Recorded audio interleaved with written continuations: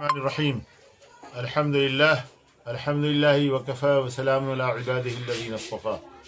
محترم سامعین و عزیزان باوقار، السلام علیکم ورحمۃ اللہ وبرکاتہ۔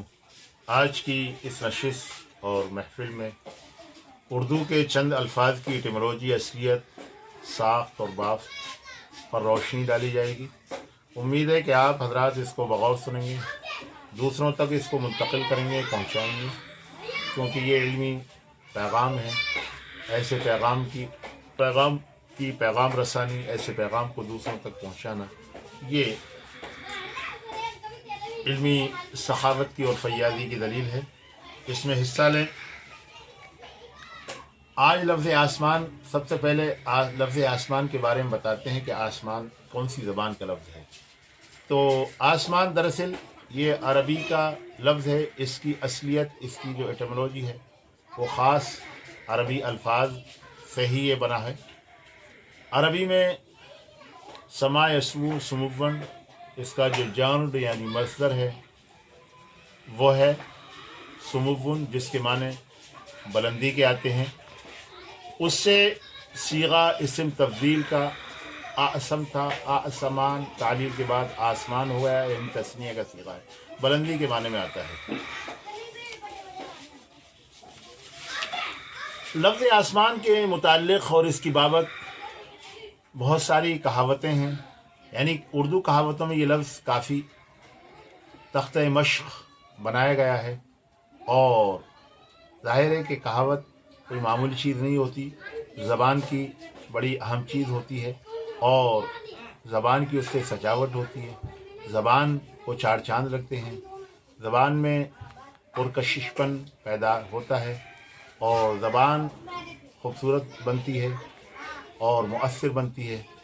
کہاوت پروورب یا ضرب المثل جو ہے وہ اس کی اثر آفرینی کو بڑھاتی ہے۔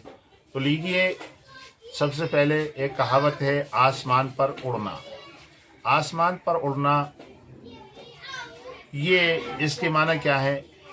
یہ لفظ جب بولا جائے گا تو اس کے معنی دوسرے ہوں گے۔ آسمان پر تو کوئی شخص اڑتا نہیں، اصل مراد یہ ہوتی ہے کہ اونچی اڑان، اونچی پرواز کوئی کرتا ہے تو اس کو کہتے ہیں بھائی فلاں آسمان پر اڑ رہا تھا، فلائی ہائی۔ دوسرے ایک اور کہاوت سنیے، آسمان پر چڑھانا۔ آسمان پر چڑھانا یہ ایک کہاوت ہے، پروورب ہے۔ کب بولی جاتی ہے؟ جب ہم کسی کی بے حد تعریف کرتے ہیں، کسی کی بے حد تعریف کرتے ہوں تو وہاں یہ لفظ جو ہے نا آسمان پر چڑھانا اس وقت بولا جائے گا جب ہم کسی کی بے حد تعریف کر رہے ہوں۔ اس کو انگریزی میں یوں کہتے ہیں گیو فل سم پریس، گیو فل سم پریس۔ اور اسی طرح ایک کہاوت ہے آسمان پر چڑھا کر اتارنا۔ آسمان پر چڑھا کر اتارنا، اس کے معنی اور اس کی مراد کیا ہے؟ اس کے معنی، اس کی مراد یہ ہے کہ کسی کی پہلے تو تعظیم کرو، خوب اس کی تعظیم کرو، استقبال کرو، اور گرم جوشانہ اس کی عزت کرو، اور اس کے بعد اس کی توہین کرو، تذلیل کرو۔ تو یہ کہ اس کو کہا جاتا ہے اردو میں آسمان پر چڑھا کر اتارنا، یعنی debase someone after showing respect to him. Debase someone after showing respect to him. اسی طرح ایک کہاوت ہے آسمان پھٹنا یا آسمان ٹوٹ پڑنا۔ فلاں پر آسمان پھٹ گیا، میرے اوپر آسمان پھٹ گیا، یا آسمان ٹوٹ پڑا۔ تو ظاہر ہے کہ آسمان نہیں پھٹتا، آسمان نہیں ٹوٹتا، بلکہ اس وقت یہ کہاوت بولنے سے مراد یہ ہوتی ہے کہ مصیبتوں میں انسان گھر گیا ہے، میں مصیبت میں، یا فلاں انسان مصائب میں گھر گیا، یا فلاں شخص جو ہے نا بے حد پریشانیوں کا سامنا کر رہا ہے، تو ایسے وقت میں کہا جاتا ہے کہ فلاں پر آسمان پھٹ گیا، فلاں پر آسمان ٹوٹ گیا۔ یعنی be overwhelm with trouble, be overwhelm with trouble, انگریزی میں اس طرح بولا جائے گا۔ آسمان سر پہ اٹھا لینا، یہ بھی ایک کہاوت ہے، یعنی کسی مسئلے کو لے کر چیخ و پکار شروع کر دینا، اسے کہتے ہیں آسمان سر پہ اٹھا لینا۔ ریز اے ہیو اینڈ کرائی، انگریزی میں اس طرح کہا جائے گا۔ اور اسی طریقے سے کہاوت ہے آسمان سے اترنا۔ آسمان سے اترنے کا مفہوم کیا ہوتا ہے اور اس کی مراد کیا ہوتی ہے؟ یعنی کسی چیز کے اندر انوکھا پن ہو आपने देखा तो उस वक्त ये कहावत बोली आसमान से उतरना। तो इस कहावत का मुद्दा और मुराद होगी कि अनोखापन कहने वाले ने कहीं महसूस किया, इसलिए ये लफ्ज़ बोल रहा है। B of rare quality. इसी तरीके से आसमान के ताल्लुक़ से लफ्ज़ है आसमान से बातें करना। आसमान से बातें करना उस वक्त बोला जाएगा जबकि किसी शख्स का बड़ा लंबा कद हो। लंबा कद वाले इंसान को, लॉन्ग हाइट वाले इंसान को जो है ना के मुताल्लिक़ ये कहावत बोली जाती है कि आसमान से बातें, फ़लाँ आसमान से बातें कर रहा था, यानी फ़लाँ का बहुत लंबा कद था। Be very high in the sense of structure. इसी तरह एक कहावत है आसमान की सैर करना। आसमान की सैर करना, तो आसमान की सैर कौन करेगा? ज़ाहिर है आसमान की तो सैर नहीं हो सकती, ये तो नामुमकिनात में से है। मुराद ये होती है fall into ecstasy. Fall into ecstasy यानी तनाज़ा और इख्तलाफात के अंदर अपने को डाल देना, ये है आसमान की सैर करना। और इसी तरीके से एक कहावत है आसमान के तारे तोड़ना। आसमान के तारे तोड़ने का मतलब ये है कि कोई शख्स बला का माहिर है, फलां ने तो आसमान के तारे तोड़े हैं, फलां ने तो आसमान के तारे तोड़ लाया, फलां आसमान के तारे तोड़ लाया, यानी फलां शख्स बहुत ही फनकार है, बहुत ही आर्टफुल है, बहुत ही बला का माहिर है। गोया नामुमकिन को मुमकिन बना देता है, जिसको अंग्रेज़ी में यूँ कहा जा सकता है बी आर्टफुल या अचीव इम्पॉसिबल।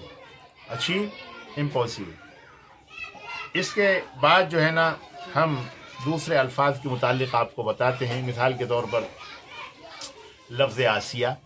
आसिया जो है हर शख्स जानता है कि ये जो है बहुत बड़ी हस्ती है, दुनिया की अहम औरतों में से हैं। इनकी तारीफ़ हुज़ूर पाक सल्लल्लाहु अलैहि वसल्लम ने की है। फ़िरौन की बीवी थी और इंतहाई और बड़ी मशक्क़तों की, बेमिसाल मशक्क़तें और अदीम नदीर मसाइब और परेशानियां झेलकर दुनिया से रुखसत हुई। इसके माना क्या है? ये अरबी का लफ्ज़ है, असा यासु असवन से है, इस्म फ़ाइल का सीगा है। इसके माना आते हैं तसल्ली देना। आसिया इस्म फ़ाइल का सीगा है आसियतन, इसके माना तसल्ली देने वाली, मुश्किल का या मर्ज़ का हल करने वाली। अब हम एक तीसरा लफ्ज़ लेते हैं आसन। ये बहुत मशहूर लफ्ज़ है योगा की इस्तिलाह में, योगा वाले, और आजकल तो हर शख्स जानता है आसन। आसन जो है वो टांग पे टांग रखकर, आसन जमा कर जो बैठते हैं, टांग पर टांग रखकर बैठने को ख़ास तौर से, और ये आसन है और भी बहुत सारे आसन हैं। बहरहाल योगा की इस्तिलाह में जिस्म की वर्जिश करने के लिए बहुत बड़ा मानाखेज़ लफ्ज़ है। तो आज सामीन गिरामी अज़ीज़ान वक़ार, आपको हम बता रहे हैं कि ये लफ्ज़ संस्कृत का नहीं, फ़ारसी का नहीं या हिंदी का नहीं, बल्कि खालिस अरबीयुल अस्ल लफ्ज़ है। कुरान में भी आया है मिम्माइन गैर आसिन। उसी आसिन को आसन यानी उसका प्रोनंसिएशन, उसका तलफ़ुज़ बदल दिया गया है, एराब और हरकत बदल दी गई है। आसिन का आसन बना दिया गया है। आसिन कहते हैं ख़राब होने वाला, ज़ायक़ा। माए गैर आसिन यानी ऐसा पानी होगा जन्नत के अंदर जिसका कभी भी ज़ायक़ा ख़राब नहीं होगा। तो आसिन ज़ायक़ा ख़राब होने वाला, मज़ा बदलने वाला। तो ज़ाहिर है कि आसन जो होता है दरअसल वो भी जो है, आसन जो रियाज, जिस्म की रियाज से जिसका ताल्लुक़ है, जिस्मी मश्क से जिसका ताल्लुक़ है और योगा से जिसका ताल्लुक़ है, उससे भी जो है आसन करने से जिस्म के मवाद फासिद, ख़राब मादे निकलते हैं, वेस्ट मैटर खारिज होते हैं। खा वो दिमाग के फजूलियात हों या जिस्म के फजूलियात हों, आसन करने से जो है वो निकलते हैं और उसके अंदर पाकीज़गी, दिमाग में पाकीज़गी, ख़यालात में पाकीज़गी, जिस्म के खून में पाकीज़गी पैदा होती है। और आसन जो है दरअसल के माना inner part of the Thai, जो हमारा कंजे रान है, यानी रान का जो गोशा है, जो जिसके अंदर पसीना जमा होता रहता है, मैल जमा होता रहता है, اور ظاہر نہیں ہوتا اس حصے کو بھی inner part of the Thai کو بھی آسن کہتے ہیں۔ بہرحال یہ لفظ جو ہے دراصل آسن تھا، اس میں اعراب کی تبدیلی اور رد و بدل کی گئی ہے، عربی الاصل لفظ ہے اور ہندی میں اس کا استعمال کافی ہے، یوگا کی اصطلاح میں اس کا استعمال کافی ہے، لیکن لفظ جو ہے عربی ہے، خالص عربی لفظ ہے۔ اب اس سے آپ کو واضح ہو رہا ہوگا